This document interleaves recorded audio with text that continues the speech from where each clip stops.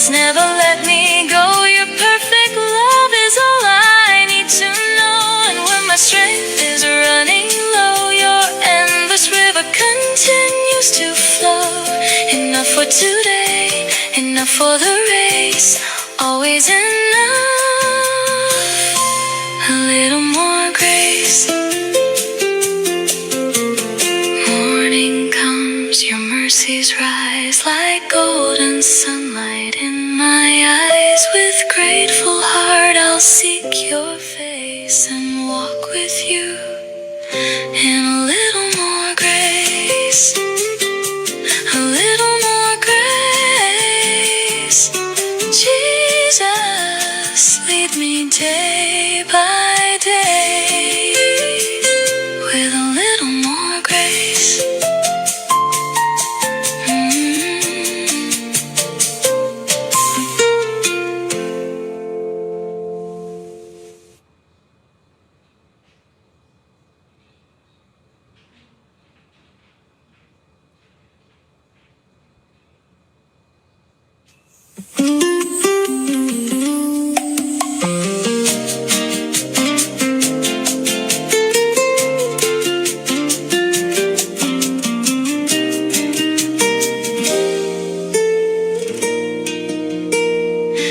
The morning sunlight finds my window. A gentle breeze begins to play. I bring my heart before you, Father, and thank you for another day. Some roads are easy, bright and open. Some paths are hidden by the rain.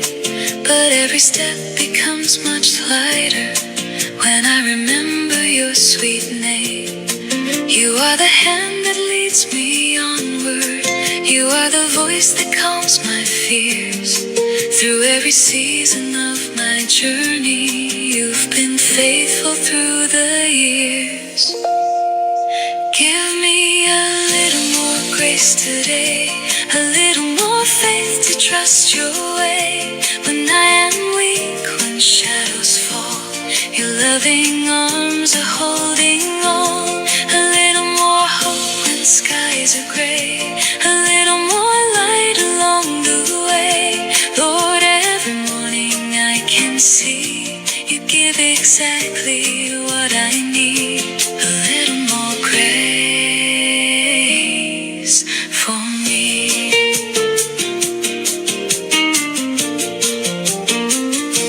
In springtime blooms and summer sunshine, in autumn leaves and winter snow, your presence walks beside me gently, wherever life may choose to go.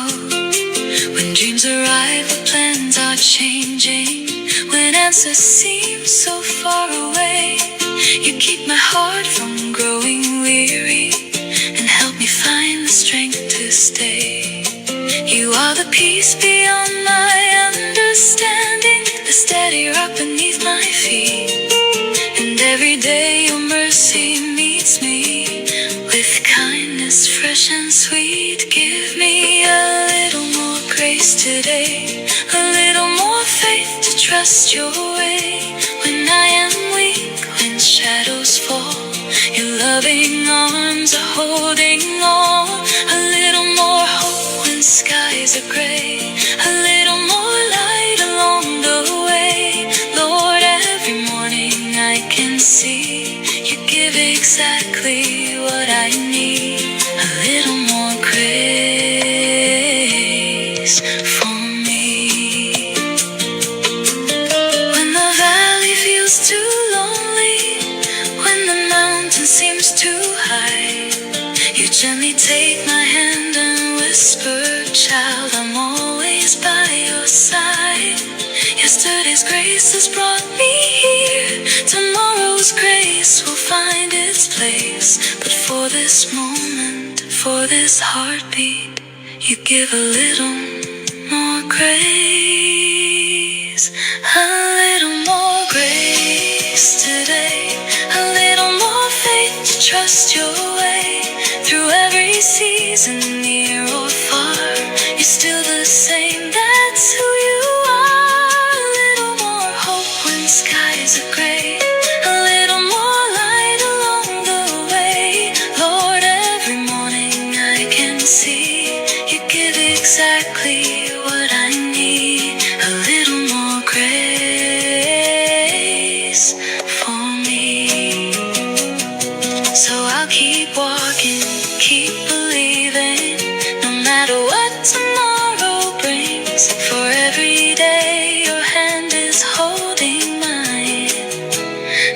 every day your mercy sings.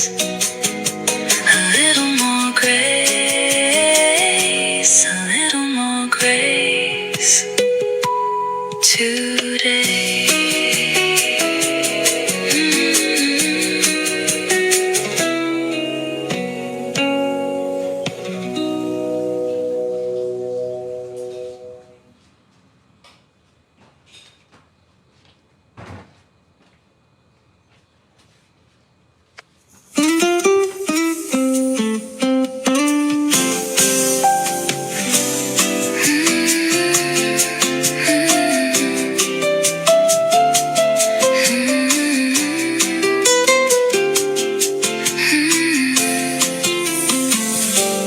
Morning sunlight on the table, coffee warming in my hands.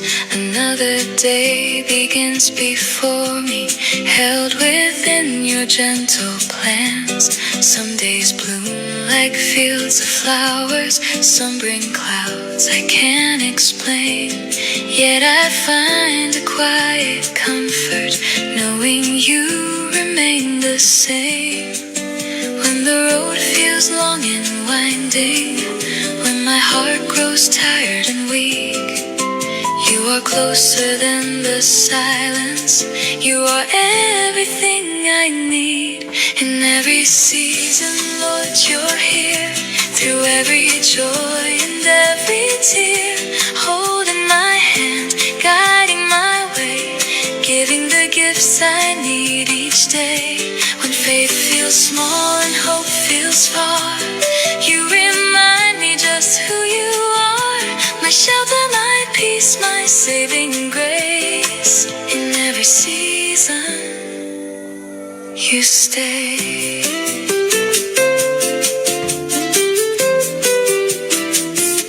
Springtime blossoms, summer mornings, autumn colors, winter skies.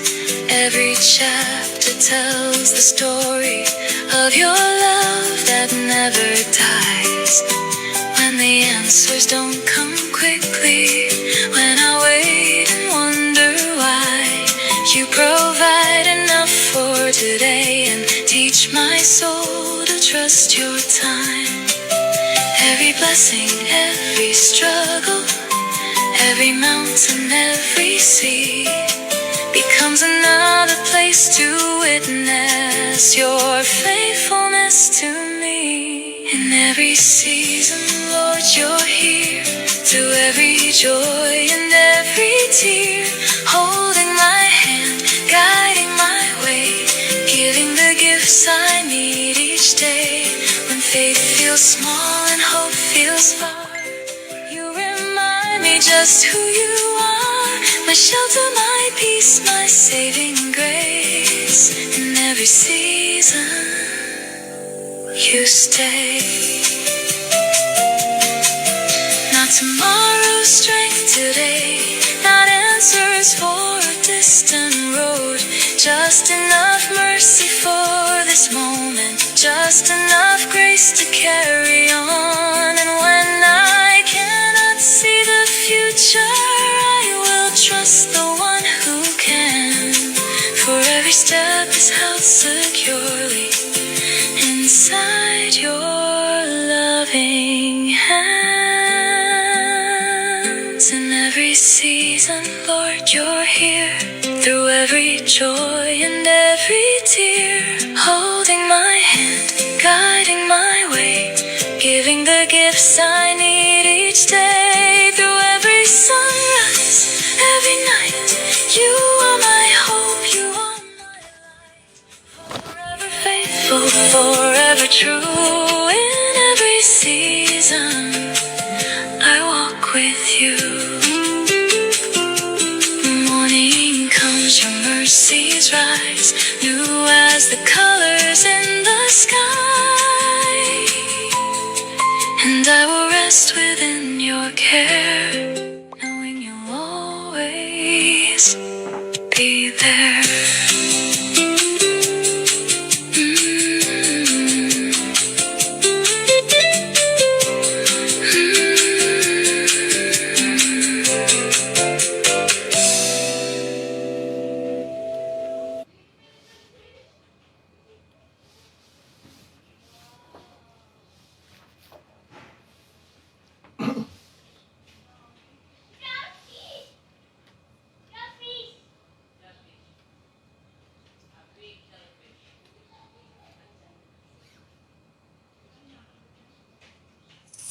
Praise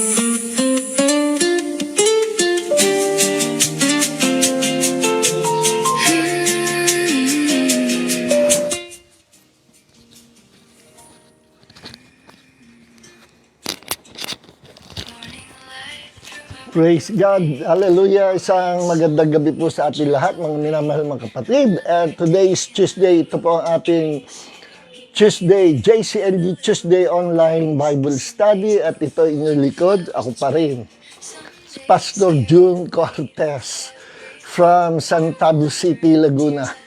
Kamusta na po tayong lahat, mga minamahal mga kapatid? At start na po tayo sa ating Bible Study. So hello mga kapatid, at God bless you all. Thank you, Sister Ansing, Francisca Arnamento. Good evening po, Pastor at Pastora. God bless po and your family. Ganun din sa iyo, Sister Ansing, pagpalain ka ni Lord at ang buong sambayan mo. Thank you, Sister Ansing, Francisca Arnamento. Hello, Sister Janet Armamento, musta kay Brother Jameson? Gandang gabi po, Pastor Lester, Pastor Lily Marquez. Nice to see you, Sister Janet. Pagpalain kayo mag-asawa at pasaganain lalo kayo ng Panginoon sa lahat ng bagay. Hello, Sister Bita Ontiveros. Thank you sa patuloy mong pagsama sa ating Bible study. Walang urungan, always present. Yan, Sister Bita Ontiveros. Good evening po, Pastor June, Pastor Lee, God bless po sa inyo. Ganun din po sa iyo, Sister Bita. Pagpalain kayo ng Panginoon natin, ng lubos-lubos.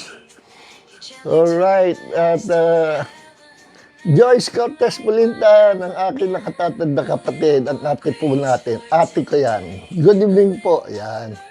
Tawag na si Lando. Okay, pagpalain kayo at buong sambahin nyo. Pagpalain ka at ang iyong mga anak at mga apo. Alright, thank you, Joyce Cortez Pulintan. Sister Ruby Rabino, musta ka na, Sister Ruby? God bless you more and more and more. Matagal na po natin kasama yan. Sister Ruby sa church, Alright, Belen Solis, nice to see you, Sister Belen. Good evening, everyone. God bless you more, Sister Belen. Aking paboritong balae, Stelionida Lorica, nice to see you again. Yan, at salamat sa Diyos. Nakapasyal uli kayo dito sa San Pablo. Good evening po, Pastor Joe, Pastor Lily, God bless po. Pagpalain kayo ng Panginoon. Balae, Sister Leonida Lorica from Montalban, Rizal. Okay. Brother Gedo. Nakita ko si Gedo. Si Brother Gedo. Nawala si Brother Gedo. Si Geds. Nandito kanina na si Brother Gedo. Okay, ayaw tumaas yung aking monitor. Anyways, Geds, thank you. At God bless you more. Salamat sa patuloy na pag-attend mo sa ating Bible study. At pag may time ka naman ay silip ka, punta ka sa, pasyal ka sa church natin. Alright, Jason, Brother Jason Arceo. God bless you, kapatid. Pagpalain ka ni Lord, kayo mag-asawa. Pagpalain kayo mag-asawa, inyong mga anak at ang inyong buong sambayan. Jason Arceo, Dabarkads po natin yan, from Sapa. Francis Magbanwa, katatapos ko lang magkape. Coffee mate natin yan. Gusto na lang kay Jola. Asawa po yun ng pamangkin kong pinakamahusay na doktor. At mahusay magpaanak. Kung hindi kayo magkaanak, magkakaanak kayo. Alright. Thank you. Bong, Magbanwa. Si Francis po yan, Bong Magbanwa. Hello, Jason. Yes, nabati na kita. Mustahan, Jason. Brother Jason. Maria Cecil Rabino. ating in the singing. Sister Cecil, God bless you more and more. Pagpalain kayo ng Panginoon. Kayo mag-asawa. Pagpalain kayo ng Lord. Okay. So, mga minamahal, diretso na tayo sa Bible study kasi lumalalim ang gabi. Kasabihan ngayon lumalalim hindi naman hinuhukay. Alright, let's pray. Heavenly Father, maraming po salamat sa gabi ito. As we hear, believe, and receive your words, there is power in your words, Lord, and it will quicken our spirit, our soul, and our physical body. It could bring healing to our whole beings, Lord, in the name of the Lord Jesus. At sinabi mo, you sent your words and heal them. As we hear, believe, and receive your words, we will be healed from all kinds of sickness and disease. Those who are weak will become strong. Those who are sick will be healed. And those who are not saved, Panginoon, will be saved in the name of Jesus. Panginoon, sa gabi ito, sa magsasalita ka sa amin, sa kalaliman ng iyong pag-ibig, and Lord, buksan mo aming pangunawa. Anoint us, Lord, with the fresh anointing of wisdom and revelation for the glory of your name, so that we may understand the deep things of the Holy Spirit. Maging sensitive, maging sharp kami sa tinig, sa voice of the Holy Spirit every day, Lord.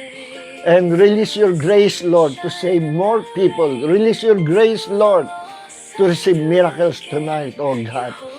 And Lord, I pray yung may mga prayer requests, ikaw po ang Diyos at tutugon po, the answering God, that with you, all things are possible.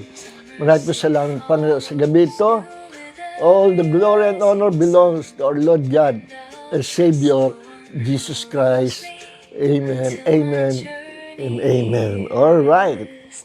Thank you. Music, Christian Bossa Nova. Christian Bossa Jazz music. Okay. Maiba-iba naman. Kasi nakikita tayo ni Mang Meta, baka magalit na sa atin pag yung dati nating team song ang pinapatugtog natin. At least maiba-iba naman yan. Okay. So ito po ang, I think this is,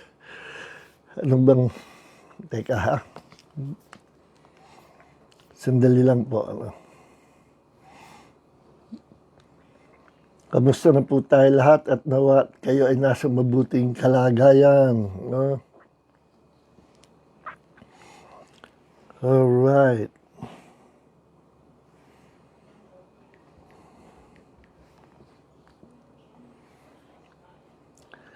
This is part 3,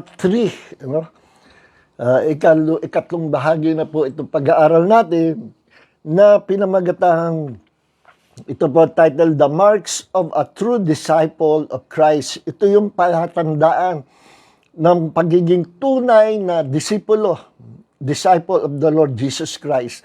Pag sinabing disciple, meaning tagapag-aral, disciple, student of Christ, follower of Christ, servant of Christ. Yan po ang disciple. Ngayon, tanong nga, paano mo makikilala ang tunay na disciples ni Jesus? Okay? Kasi lahat halos nagsasabi na disciple siya ni Christ. In fact, minsan merong babae na nag-i-invite sa akin, na minessage ako sa Messenger, kung pwede raw ma-invite ako sa Bible study nila. Friend ko pala siya sa Facebook, kung pwede raw ma-invite ako. Sabi niya, ganito, may Bible study sa Messenger, dadaanin sa Messenger, isasama daw. Sabi ko, wag na ako kasi meron na kaming Bible study at kasabay ng schedule nila itong schedule natin. Minsan meron din nag-add sa akin ng ganyan. tawag ng tawag sa messenger, ginagamit ko itong aking messenger ngayon, o itong aking gadget, ginagamit ko, ring ng ring, na nakaka-bad trip, na nagkakaroon ng antala at distraction yung pag-aaral natin sa Salita ng Diyos nung 2 weeks ago yata yung, here again, meron na naman na nag-invite sa akin sa Bible study. Tapos, sabi ko, meron akong na-discern. Ang ganda naman imbitasyon. Mukhang maayos naman ang imbitasyon. Pwede raw makasharean ako sa Bible study. Meron daw silang Bible study. Sabi ko, I'm already a believer. Almost 40, more than 40 years na akong palataya. Iba nila inviting nila.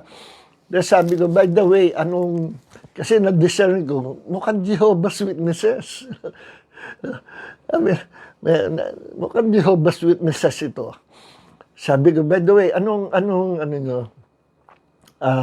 church denomination. Ayaw sagutin. At iba ang sinasabi, puro imbitasyon. And then, bandang huli, kinonfirm sa akin ng Holy Spirit na Jehovah's Witnesses nga.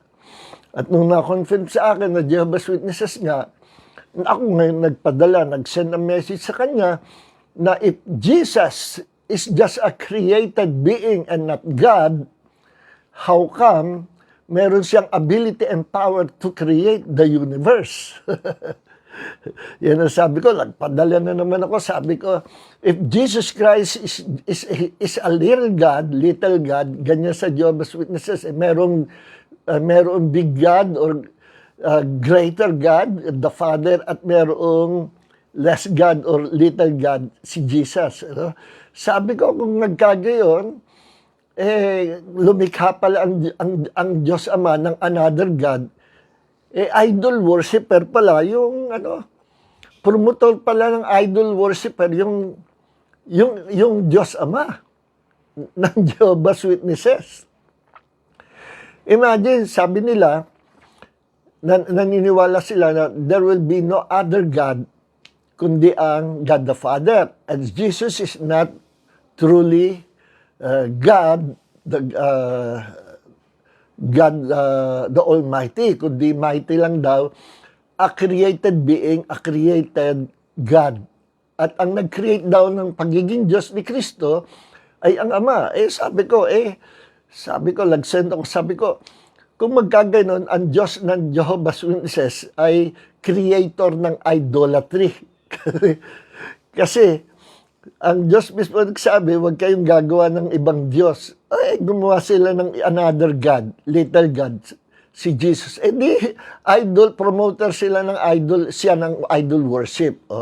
Si makikita niyo na nagko-contradict yung kanilang doctrine sa salita ng Diyos. At sabi ko pa, if Jesus Christ is not the Almighty God, at siya ay maliit na Diyos lang, at created being to become God, how come nakinlaim ni Jesus yung title ng Almighty God na matatagpuan sa Revelation 1 verse 8, na sabi, I am the Alpha and the Omega, the first and the last, the beginning and the end, says the Almighty God.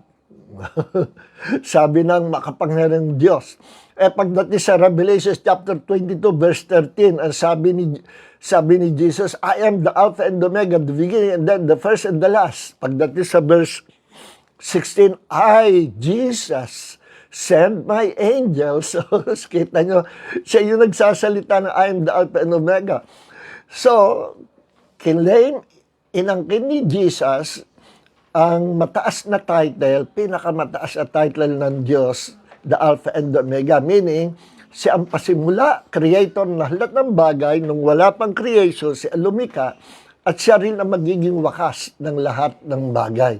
Siya ang may control mula umpisa hanggang wakas. Hawak-hawak ng Diyos, the Alpha and the Omega. Yan ang meaning ng Alpha and Omega. So, si Jesus, kinlaim niya yung title ng Almighty God. Meaning, Jesus is 100% truly God. Okay. So, God the Father, we have only one God. But we believe that in that one God, meron three members of that Godhead na kumikilos ay isang Diyos, as iisang Diyos. The God the Father, God Jesus, and God the Holy Spirit. Silang tatlo ang mula pa sa pasimula ay nagpakilala na iisang Diyos. Okay? Hindi sila pwede maghiwa-hiwala, hindi sila pwede mag-away o magtayo ng sarili-sariling kingdom sapagkat iisa sila. Jesus came from the bosom of the Father.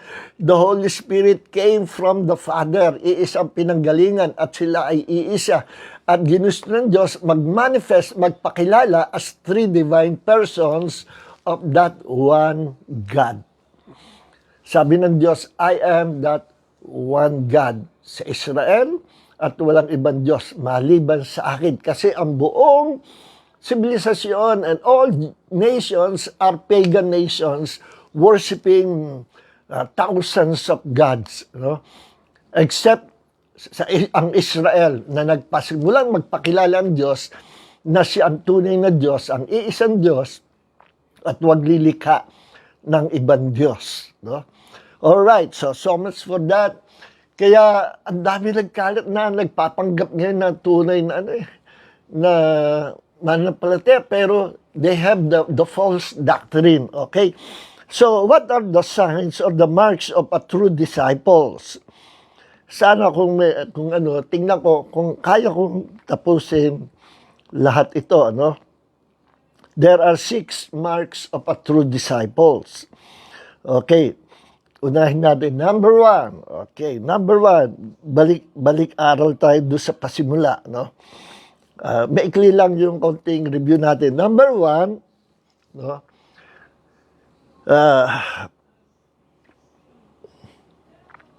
Ibigay ko muna ito. A disciple, what is a disciple of Jesus? A disciple of Jesus is an active follower whose life is continually being transformed, no?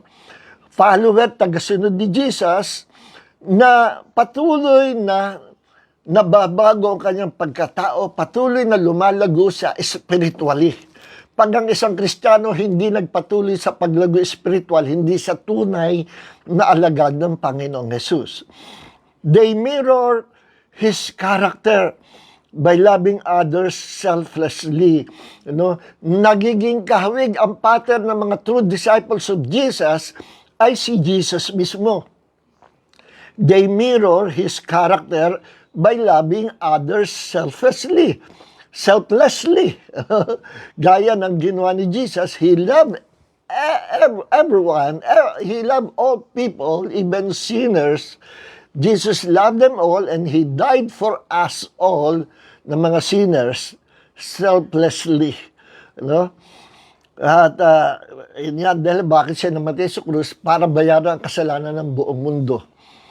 At ang effect ng pagbabayad ni Jesus ay magbubunga ng kaligtasan. At ang maliligtas lang, yung lalapit at sasampalataya kay Jesus. Magiging alagad ng Panginoong Jesus. Kaya sabi sa John 3:64, God so loved the world that He gave His only begotten Son, Jesus, that whoever believes, may kondisyon to receive the gift of salvation. Whoever believes. No?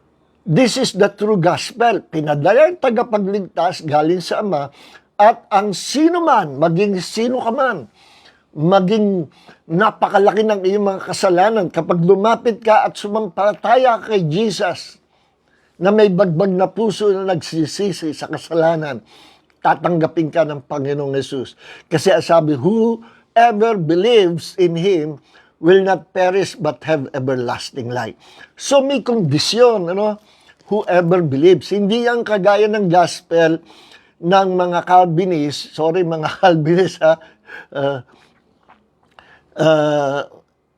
pag-uusap, doctrine nila, walang personal. Hindi kagaya ng doctrine ng Calvinism na sinasabing binabaliwalan nila yung whoever believes. Ang sa kanila ay ang sino mang pinili ng Diyos even before the foundation of the world, sila yung ligtas. Hindi ka pa pinapanganak, napili ka na ng Diyos. Wala ka pa sa tiyan na nanay mo, napili ka na ng Diyos na ikaw ay kasali sa mga iniligtas ng Diyos sa future. At ngayon, ikaw ay naging tao, ikaw ay ligtas na. At sa kanila, hindi ka pa na-born again, hindi ka pa nananampalataya, ikaw ay kasali na sa kaligtasan. Kaya, para ano pa yung evangelism? Hindi na lang tayo mangangaral at manghihikayat ng kaluluwa kasi namili na pala ang Diyos ng ililigtas. So, ganyan kamali yung doctrine ng Calvinism. Sorry mga Calvinist friend, totohanang salita lang to. Real talk lang talaga. Walang personal. I love all Calvinists. May mga kaibigan akong Calvinist na pastor. Mga kaibigan ko, mga Reformed Christian.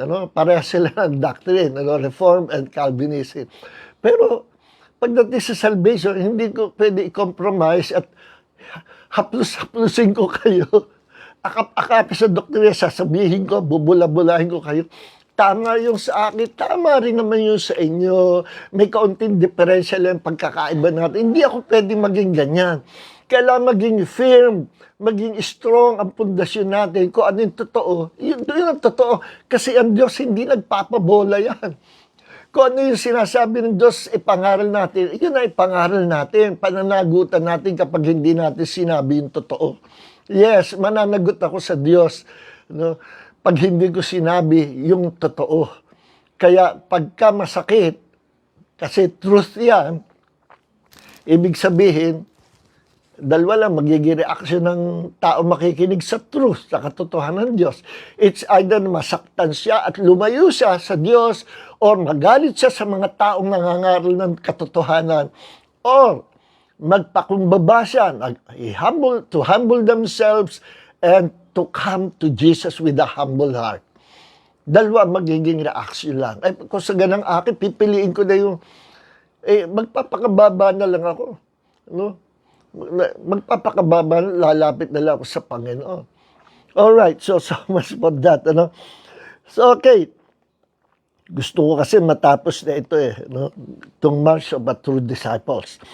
So, at sabi pa dito, they mirror His character by loving others selflessly, obeying His teachings. Ang mga disciples ni Jesus, sumusunod sa katuruan ni Jesus, denying personal selfishness, to carry their cross daily. Nagtitiis yan. Kahit anong mangyaring pagsubok, naninindigan niya na siya ay patuloy at susunod sa Panginoong Jesus. That is the true disciples of Jesus. And actively sharing the good news with others. At patuloy siyang nagbabahagi ng ebanghelyo sa ibang tao na nangangailangan ng kaligtasan. Yes. Okay. Now, yan ang true disciples sinamarize natin. Isa-isahin uli natin. Number 1, the marks of a true disciples of Christ. Number 1, he has the true gospel of Christ. Meron siyang dala-dala na tunay na gospel ni Jesus. Kasi ang dami nangangaral ng gospel, hindi yun ang gospel ni Jesus. Sabi nga ni Paul, kapag merong ibang nangaral, kahit na ako o kahit pa isang anghel mula sa langit, ang nangaral ng ibang ebanghelyo, a different or another gospel na hindi ko naman ipinangaral, sumpain siya. Intindi ng dating ng sinabi ni Paul, sumpain siya. Ibig sabihin, reject him. Kahit pa may anghel na bumaba, ito ang true gospel. Ayon sa gospel, namili ang Diyos ng kanyang ililigtas at isa ka sa mapalad na napili. Para ka bang nanalo sa sa loto? Swerte ko naman. Isa ako sa nanalo sa nanalo sa loto. Hindi po ganun Ang Diyos hindi namimili. Siya ay nananawagan, nag-i-invite. God is inviting people to come to Jesus to receive salvation. Di ba sabi ni Jesus, Matthew 11:28, come to me, all of you who are tired and heavy laden, and I will give you rest. Sinabi ni Jesus yan. At one time sa John, sabi niya, lahat na lumalapit sa akin, kailanman hindi ko itataboy. See, nagpapalapit si Jesus. At ang sabi sa James chapter 4 verse 8, draw near to Him and He will draw near to you. Lumapit ka sa Kanya at lalapit siya sa iyo. Sa Calvinism kasi, walang gagawin ng tao. Ano? Basta lahat daw ng salvation, ang Diyos ang gumawa, kaya wala kang gagawin. How dare you, sinasabi mo na meron tayong gagawin? That is blasphemy sa Diyos. Wala tayong gagawin. Ang Diyos ang tumapos, nagpasimulat tumapos sa salvation. It sounds very religious at ang ganda pakinggan, pero false. Hidwang paniniwala, maling paniniwala. Hindi ganyan ang Diyos. Ang Diyos nagbigay sa tao ng free will, sa freedom to choose His destiny. No, sabi nga ng Panginoon sa Deuteronomy chapter 30 verse 19, ang saksi ko ang langit at lupa. Nagbigay ako ngayon, right now, sa mundong ito, ng buhay at kamatayan, blessing and curse. Choose life, piliin mo ang buhay. Pinapapili tayo ng Diyos. Hindi ang Diyos ang pipili sa atin. Tayo ang pipili sa Diyos at sa buhay na gusto natin. Choose life so that you and your descendants may live forever. Paano natin mapipili ang buhay? No? Sabi ni Jesus, John 14 verse 6, I am the way, the truth, and the life. He is the life. And to choose Jesus is to choose life. And you will live forever sa eternity if you will choose to believe, to come and to believe in the Lord Jesus Christ. Kaya tayong pinapapili, di ba? Malinaw po yan. Okay, so, ang tunay na disciples of Jesus ay nagdadala ng tunay na ebanghelyo. Ano? Meron mo dyan nangangaral, si Jesus daw at si Yahweh magkaaway. Yahweh is the God of darkness. Why? Ang kanyang suporta yung talatang, ako ang Diyos na nagtatago sa kadiliman. Metaphor yun Figurative word yun. Yun ang ginawa niyang support the scriptures. Ano? Ang tali-talino ng tao ngayon, bakit naging ganun yung kanyang doctrine? Ayoko na pag-usapan siya. At siya ay, sabi niya, 50 years na siyang Christian at may radio ministry for napakahaba ng panahon sa radio ministry. At hinahangaan siya ng mga maraming mananampalataya. Magaling naman siya mangaral ng Christian living. Pero pagdating sa doctrine ng kadyusan ng Diyos at kadyusan o ng doctrine of salvation, biglang pinag-away niya. Si Yahweh is not the true God. The true God is Jesus. And the Father of Jesus is El Elyon or Elohim. Naku po, sa magaling yan. Matrace ko, yan pala isang kultong aral nung unang panahon pa na pinag-usig ng mga tunay na theologians nung unang panahon hanggang sa maglaho yung aral na yan at kung bakit sa panahon natin ay bumalik yan. Siguro kinababasa niya ng mga libro at by reading those cult book. Cult yung aral na yan Sabihin mo si Jesus si Yahweh hindi true God. Sa unang chapter pa ng Genesis, binabanggit na si Yahweh, binabanggit na si Elohim. No? Alright, so, ang dami, iba-ibang ebanghelyo. Ibang ebanghelyo, mag-iingat po tayo. Pag hindi si Jesus ang center ng pangangaral ng salita ng Diyos, at hindi si Jesus ang gospel, hindi sa Diyos. Ito naman si Miles Monroe, patay na po yan. Sumalangit naman si Miles Monroe. Sana nag-repent siya before he died. Na sa airplane crash. Bago siya matay, nagsabi siya, in-announce siya sa malaking conference na, do you know what is the gospel or the good news? The good news is not Jesus. Naku po, ano pang ibabahagi natin? Jesus nga ang good news natin. The good news is not His death and resurrection. The good news is not His blood. Nireject na lahat. Dahil sabi na, the good news is the kingdom. Naku po, pwede ka ba iligtas ng kingdom without Jesus? Tatama sana yung sinabi niya. Kung sinabi niya, the good news is the Lord Jesus Christ. At bukod kay Jesus, binless tayo niya. He is the good news. At meron pang bonus na good news. Alam niyo kung ano yun? The kingdom of God na mapasa atin. Tatama pa kung gano'n sinabi niya.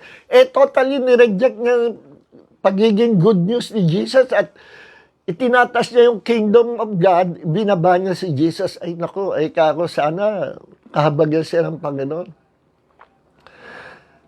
That is a cult doctrine.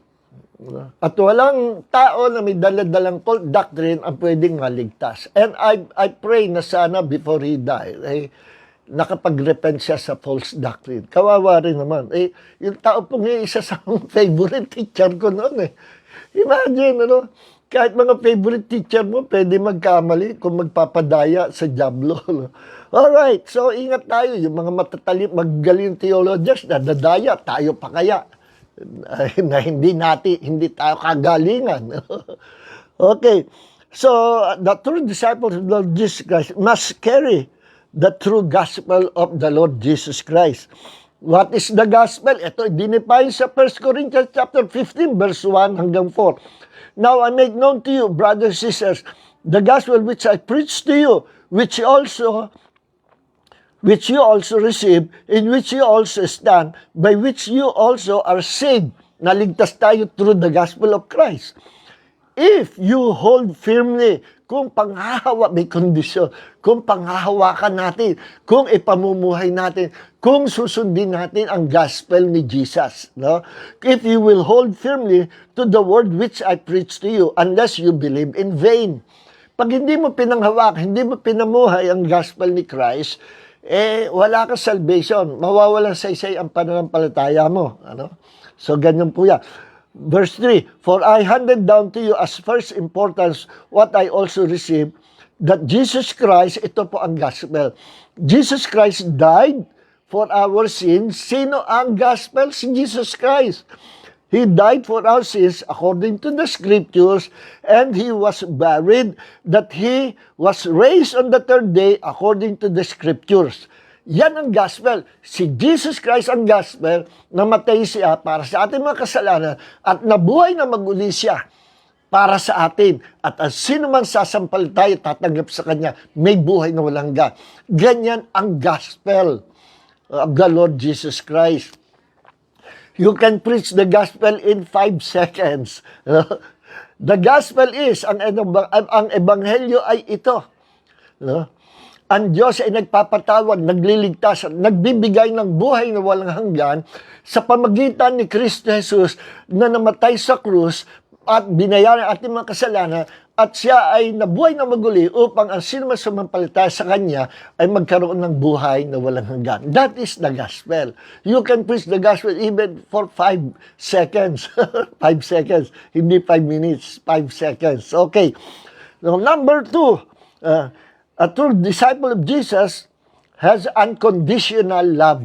Meron siyang pag-ibig na kagaya ng pag-ibig ng Diyos. Binanggit, meron tayong mga talata, John chapter 13, verse 34 hanggang 35, 1 John chapter 3, verse 14 hanggang 15, 1 John chapter 4, verse 7 hanggang 8, Romans chapter 5, verse 5, na sabi dito, tayo ay, because the love of God has been poured out within our hearts through the Holy Spirit who was given to us. Tayo ay binuhusan, binigyan tayo ng Diyos ng pag-ibig niya. Yung kalikasan ng Diyos, itinanim sa loob natin ng ating pagkatao sa ating human spirit. The love of God is now dwelling in our human spirit. At wala na tayong kalikasan ng makasalanan, kundi meron tayong kalikasan ng pag-ibig ng Diyos. Meron tayong kalikasan ng Diyos. And that is the love, the unconditional love of Jesus. Kaya ang tunay na disciple si Jesus, lumalakad, namumuhay. Makikita mo sa Kanya ang pag-ibig ni Kristo. Hindi siya trying hard o pakirang tao. Talagang nagmamanifest sa Kanya ang buhay ni Christ. Bakit? Sapagkat kung ikay tunay na ipinanganak sa kaharian ng Diyos at tunay kang disciple ni Jesus, ipinanganak ka ng Diyos ng pag-ibig. At sabi nga sa verse 1 John chapter 4 verse 8, The one who does not love does not know God because God is love. Ang Diyos ay pag-ibig. At 2,000 years ago, bumaba ang Diyos na pag-ibig. At ang pangalan niya ay Jesus. Jesus Christ is God's love personified. Pag-ibig na nagkatawang tao. Si Jesus yan. Okay? So, kaya, automatic yan. Kusang kalikasan mo ang lumakad sa pag-ibig. At ang pag-ibig ng Diyos, lagi nagpapatawad. Lagi mapagpatawad. Hindi yan naghahanap ng para sa kanyang sarili. Naghahanap yan para sa ibang tao. Malawak ipaliwanag God's love. Pinaliwanag na po natin yung last year magkaroon tayong Bible study. Okay? So, yan ang isa sa palatandaan. Sabi nga ni Jesus, no? I am giving you, John chapter 13, verse 34 hanggang 35. I am giving you a new commandment that you love one another just I have loved you, that you also love one another. By this all people will know that you are my disciples if you have love for one another. Kita nyo? Mag-ibigan kayo sa isa. Sa pamagitan nito, makikilala ng buong mundo, makikilala ng lahat ng tao na kayo'y tunay na mga alagad ko kung kayo ay nag-iibigan sa isa't isa. Kaya another mark of the true disciple, hindi lang dala-dala niya ang tunay na gospel, kundi meron siyang unconditional love. Always willing to forgive others. Si Jesus bago mamatay, Father, forgive them. They do not know what they're doing. You know? Despite na ginawa sa kanya, inihingi niya ng tawad. Si Stephen, ang pinagbabato na naghihinalo na, Lord, wag mo pong wag niyo pong i-charge sa kanila ang kasalanan ito. Meaning, forgive them, Lord, na siya mga nagsibato sa akin, patawarin mo sila. Si Stephen yan, ordinary believer, na nangaral, pinersecute hanggang sa mamatay, sa pinagbabato siya hanggang sa mamatay. Bago mamatay, inihingi niya ng tawad yung mga taong gumawa sa kanyang ganon. Antindi, ano? Si Polycarp ay alagad, disciple, anak ni Apostle John, the beloved, pinakabata Apostle, anak niya sa panampalataya si Polycarp. No? Matunog ang pangalan niya sa history ng church. Nung siya hinuli, inusig at hinulit at pinatay sa pamagitan ng pagsunog sa kanya, nung siya sinusunog na sumisigaw siya, Panginoon, patawarin mo sila na gumawa sa akin ng ganito. Imagine. No? Ngayon, kung mangyari sa iyo, ganun din ba sasabihin mo? O sasabihin mo, mga anak kayo ng mga papamura ka. Ang sakit nito. Pag ako'y lagot kayo, pag mumultohan ko kayo. Although hindi totoo multo. At lagot kayo. At maghihiganti ako sa inyo. Hindi ganon. Hindi ganon ang tunay na disciples si Jesus. Anumang kasalanan na gawa sa ating kapwa, we must always willing to forgive them. Bakit? Sapagkat sabi ni Jesus, kung hindi kayo magpapatawad sa mga nagkasala sa inyo, hindi rin kayo patatawarin ng inyong amang nasa langit. Okay? So, purihin ang Panginoon. Hello, Orlando Malonzo Pulintan. Bayo ko po yan. Hello, Boyong Manonso Mangubat. Basta na dyan sa abroad. Huwag kang ma-homesick. God bless you more, Brother Boyo. Telma de la Cruz. Mami Teos, Pastora Telma de la Cruz. God bless you. Okay, tuloy po tayo, no? So, number 3, marks of a true disciples. Ano ba oras na? Magnanay na pala. No? Number 3, obedience and servanthood. Makikita nyo sa tunay na disciple ni Jesus, yung pagiging masunurin saan? Sa salita ng Diyos. At sapagkat siya sumusunod sa salita ng Diyos, na i-demonstrate niya sa Diyos at sa tao, yung pagiging servant. Hindi siya maarte. Meron siyang mapagpakumbabang loob na mapaglingkod sa kapwa-tao. dahil mapaglingkod siya sa Diyos, yung nagre-reflect yung kanyang pagmamahal sa Diyos at paglingkod sa Diyos sa mundo, sa mga tao.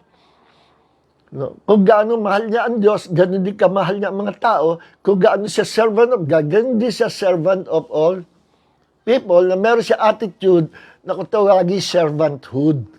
No? Hindi siya bossy. No? The more na ikaw itaas ng Diyos and become a leader, lalo ka namang dapat nagiging mababa sa harapan ng Diyos at sa harapan ng mga tao. Ganyan ang tunay na disciple ni Jesus. Laging merong pagpapakababa dahil siya ay merong servanthood attitude. No? Humble siya. Lagi siya sumusunod. Kaya isa sa mga mark ng pagiging tunay na disciple, siya ay obedient at meron siyang servanthood attitude. Okay? Kaya obedience and servanthood, magkakambal po yan. Tingnan nyo ang sabi dito. Sa John chapter 14 verse 21. The one who has my commandment and keeps them is the one who loves me. And the one who loves me will be loved by my Father. And he will love him, and the one who loves me will be loved by my Father, and I will love him, and I will reveal myself to him. Ulitin ko, basaan mo. Sa Tagalog, ang sino man na merong aking kautusan at ito'y kanyang iniingatan or sinusunod. To keep means to obey. Ano? To obey. At sino mang tao na meron ng aking kautusan at ito'y kanyang sinusunod, iniingatan ang utos ng Diyos, siya yung tunay na umiibig sa akin, sabi ni Jesus. At ang sino mang umiibig sa akin, iibigin siya ng Ama. At iibigin ko rin siya. At ako'y magpapakahayag sa Kanya. Alam niyo kung kanino nagpapakahayag si Jesus? Sa mga true disciples. Kanino nagpakita si Jesus nung siya'y nabuhay ng maguli? Sa mga nagpahirap ba sa Kanya? Sa high priest at sa mga religious leader, mga hypocrite? Sa mga Roman soldiers ba? Sa mga Jew na kumakalaban ba sa Kanya? Never siyang nagpakita nung siya'y nabuhay ng maguli. Kanino siya nagpakita at nagpakahayag? Sa mga alagad niya. Sa mga tunay na alagad. No?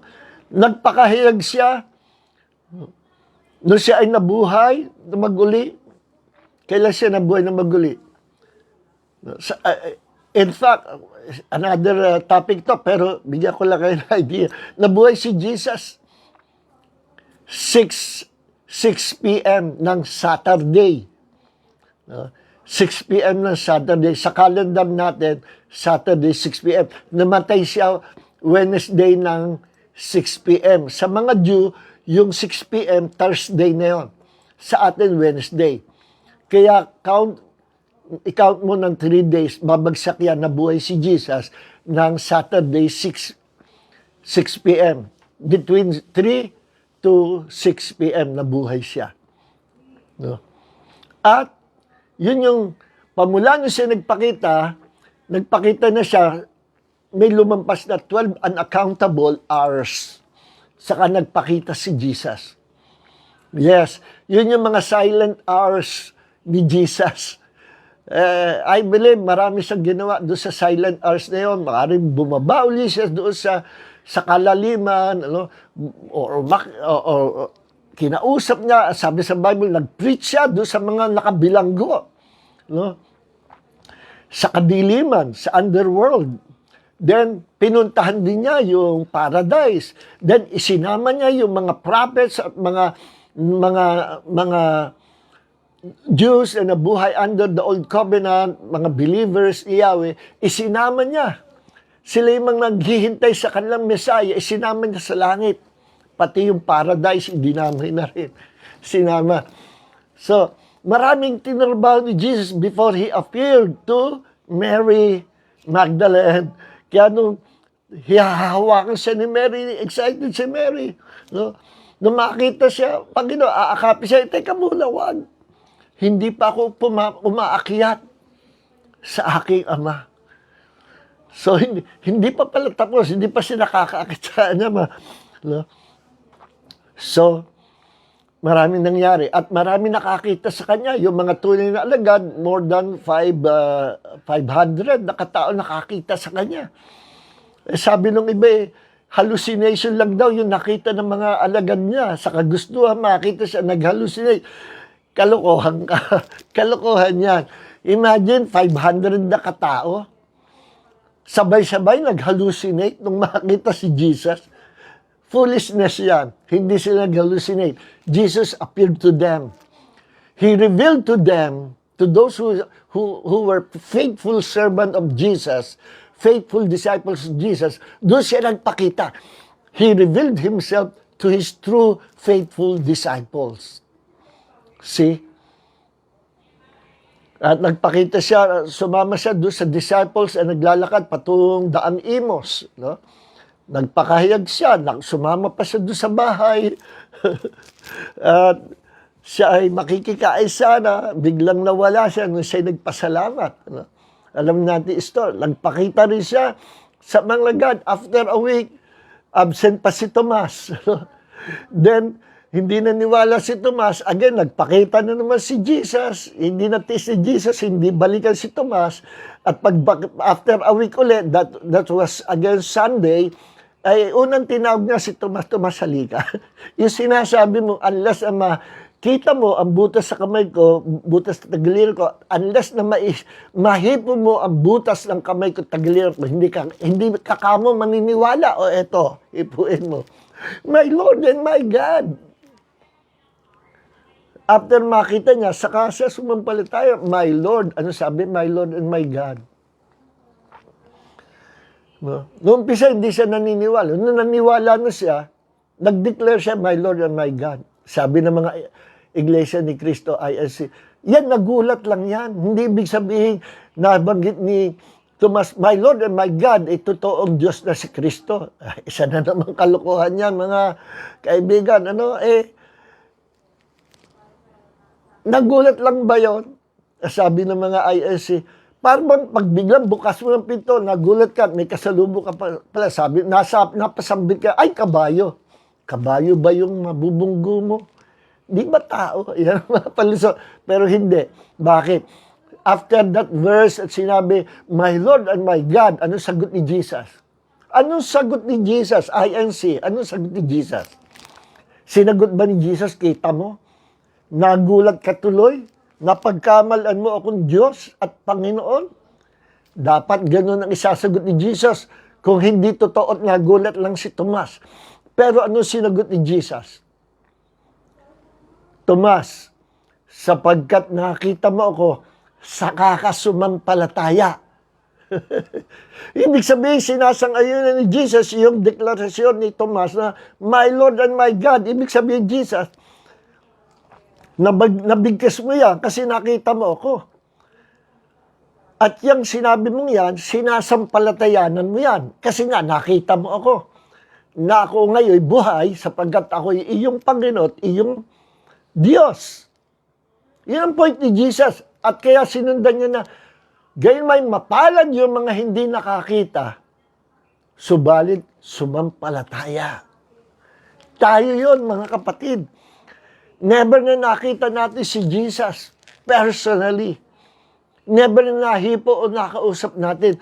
But still, we believe with our whole heart that Jesus Christ is real, that Jesus Christ is God, that Jesus Christ is Lord, that Jesus Christ is the true and one only Savior of the world na binigay sa atin. Hindi natin siya nakausap, nakita, nahipo, pero sumampalataya tayo sa Kanya, mga kapatid. Mas mapalad daw tayo kaysa kay Tomas. At ang ating panampalataya, pararangalin niya ng Diyos pagdating sa langit. Kaya nga sabi sa Hebrews 11:6, therefore, When you come to God, ano sabi doon?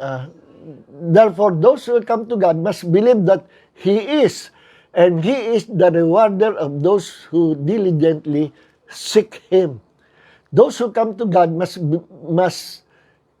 come by faith, or must believe that He is. So yung ating pagsampalataya kay Jesus, merong reward sa langit kahit hindi natin sinakita. Because He is the rewarder of those who diligently seek Him. Hindi natin sinakita, pero patuloy nating hinahalukay ang katotohanan ni Jesus sa salita ng Diyos. Hinahanap nating patuloy si Jesus. Gusto nating lumalim ang pagkakilala natin sa Panginoong Yesus. So mga minamahal, hanggang dito na lang tayo. No? Ituloy natin uli next week. Kala ko kaya kong tapusin. No? So another sign of a true disciple. He is obedient and has a servanthood attitude. Basahin natin ang Acts chapter 5 verse 32. And we are witnesses of these things. So is the Holy Spirit, whom God has given to those who obey Him. Ang mga tunay na disciple ni Jesus, may Holy Spirit dwelling in them. Ang tanong, kapatid, is the Holy Spirit dwelling in you? Are you a true disciple of the Lord Jesus Christ? Kung true disciple ka, you have the Holy Spirit dwelling in you. In me. Sa bawat isa sa atin. At ang tunay na disciple of Jesus, always obey His word. Yan ang susi. A true disciple of Jesus Christ is always obedient. And he has always a servanthood attitude. Hindi siya bossy. Hindi siya mayabang. Hindi siya mapagmatas. Naku po, ngayon pataasan ng mga, even mga preachers Hello? Hindi ako against sa mga titles na apostle, prophet, evangelist, pastor. Hindi po, don't get me wrong, hindi ako against sa mga titles niya. No? Pero ngayon, ang dami gusto tawagin siya apostle, prophet, pero self-appointed. Hindi naman makita sa kanila na meron silang mark of a true prophet of God. Hindi naman makita sa kanila ang mark ng pagiging true apostles of Jesus. Lalo na kung tunay na apostles of Jesus. Listen, ang office, ang calling, ang anointing of the apostles nandito sa mundo hanggang ngayon. Yung pong nawala, yung original 12 apostles of Jesus, umakyat na sa langit, yun ay nasa langit na. Except Judas na nagpakahudas. Ngayon, may mga naiwa after the death of those original apostles, may mga naiwang apostles sa lupa. Read the book of Acts, ang daming nagsulputan ng apostles. But they were true apostles of Jesus. At sabi ni Paul, mag-iingat kayo kasi marami ang nagpapanggap ngayon ng mga apostles of Jesus, pero sila ay mga wolves in sheep clothing. So be sure kung ikaw ay magpapatawag na apostle, hindi ka self-appointed apostle, kundi talagang apostle ka ng Panginoon. Usually, apostle ni Jesus, siya ay pioneer. Mahilig mag-pioneer, pumupunta po yan, pinapadala ni Jesus. Mahirap ang ministry ng apostles. Papupuntahin ka sa mga lugar, mga territories na nakakatakot, mga territories na hindi pa napapasok ng gospel. Maraming naunang mga apostles sa Africa. Sila Reinhard Bonnke, John G. Lake. Sino pa ba yung kauna-una nagpunta? I forgot his name. Mga nauna, tiniis nila yung hirap, persecution, na-encounter mga headhunters, mga witches, pero nanatili sila manindigang tumira sa Africa at patuloy pinangalan sa salita ng Diyos hanggang sa sila inabot na ng kamatayan doon, hindi na sila umalis. Those are the true apostles of Christ. Baka hindi nyo alam kung gaano kahirap maging apostles. Pero ang tunay na apostles ng Jesus, hindi nahihirapan. They enjoy their ministry kahit pa may persecution, kahit araw-araw pinapatay sila. Hindi madaling mag-apostle ba? Tapos may calling card ka, apostle.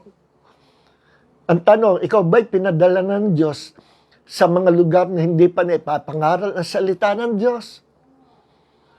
Ang ibig sabihin ng apostle, sent one pinadala ng Diyos. Pinadala ka na ba ng Diyos sa mga territories na hindi pa napapasok ng gospel?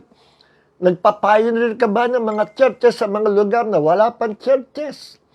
Do you have the signs and wonders and miracles of the apostles? Nakita mo ba si Jesus through visions, through dreams, even through dreams? Yan ang mga signs ng tunay na apostles. Meron ka bang personal na malalim encounter with the Lord Jesus Christ hanggang sa nakita mo siya sa visions or even sa dreams? Meron ka bang malalim na doctrine? Meron ka bang malalim na karanasan? Kapag kabay kayo nagsalita, nakikita ba yung anointing of an apostle in every word that you will speak? No? So, hindi ko naman sinabi yung mga modern day apostles, yung mga hindi na apostles.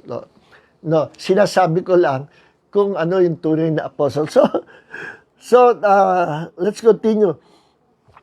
Hanggang dito na lang, So, mga minamahal, ito ba? Philippians 2, chapter 5, verse 8. Have this attitude in yourself which was also in Christ Jesus. Magkaroon kayo ng ganitong attitude, ganitong pag-iisip, pag-ugali, ang alin, na makikita natin kay Jesus Christ, ating Panginoon, who as he already existed in the form of God, did not consider equally with God something to be grasped. Nung si Jesus ay naging tao, hindi niya inari na magpakataas at ipagmalaki, "Hoy, ako ay Diyos. Nagkatawang tao lang ako." Hindi siya nagyabang ng ganun. Nag-humble siya. But emptied himself by taking a form of a bondservant, bondservant, and being born in the likeness of man. And being found in appearance as a man, he humbled himself by becoming obedient to the point of death on a cross. Kaya makikita nyo tunay na disciples of Jesus, he is always willing to obey the commandments of the Lord Jesus Christ. He has a servanthood attitude. He is humble. He is humble. At hindi niya pinagmamalaki ang kanyang sarili. Kung hindi niya itinataas ang kanyang sarili, itinataas niya ang kanyang Diyos. Okay? So, true disciples of the Lord Jesus Christ, hindi siya after sa title. You don't have to announce who you are. You don't have to announce your anointing, your power. Eto, alam nyo, pumunta ako sa lugar na yun, ang daming gumaling. At ako po'y anointed sa healing at sa mga miracles. Baka false apostle ka. Kasi ang tunay na apostle, hindi ganyan. Hindi mo pinagmamalaki yung nagawa mo. Hindi mo ina-advertise yung pangalan mo. Hindi mo itinataas sa sarili mo. Ang itinataas mo ay si Jesus. Hindi ka interesado sa title. Interesado ka na maitaas at may pakilala ang Panginoong Hesus. At masunod mo yung inutos ni Jesus na go into all the world and preach the gospel to all nations. Yan ang mahalaga. Why? You don't have to announce yourself. You don't have to promote yourself. Bakit? People will know who you are through your anointing. Sila ang magsasabi sa iyo, alam mo, prophet, you're a true prophet of God. Magbe-bear witness sa puso ng mga tao. Makikita if you're a true prophet of God, if you're a true apostle of Christ, sila ang magsasabi, hindi ikaw. Yes. Ngayon, dami nagsulputan, mga false prophets. Prophesy na, alam niyo, pag mga false prophet, ang hilig mag-prophesy tungkol sa politics, sa celebrities. At kung sino mananalo sa eleksyon. Yan ang mga false prophecy. Alright, a true prophet of God is a prophet to the church of the Lord Jesus Christ. Sa church lang talaga yan. Hindi yan pang-politika. Hindi yan pang-sports pa. Alright, hanggang dito na mga minamahal at see you again next sa Friday. God bless everyone. Heavenly Father, maraming po salamat sa gabi ito, sa iyong pagtuturo sa bawat isa sa amin, revealing to us that the marks of a true apostles, the true disciples of the Lord Jesus Christ. Huwag po namin masumpungan ang aming sarili, tinataas namin ang aming sarili, o nagmamataas kami sa lahat na nagawa namin. Ang makita namin, Panginoon, lahat na nagawa namin ay hindi kami ang gumawa. It's all by the grace of God. At wala pa kaming nagagawa, Panginoon.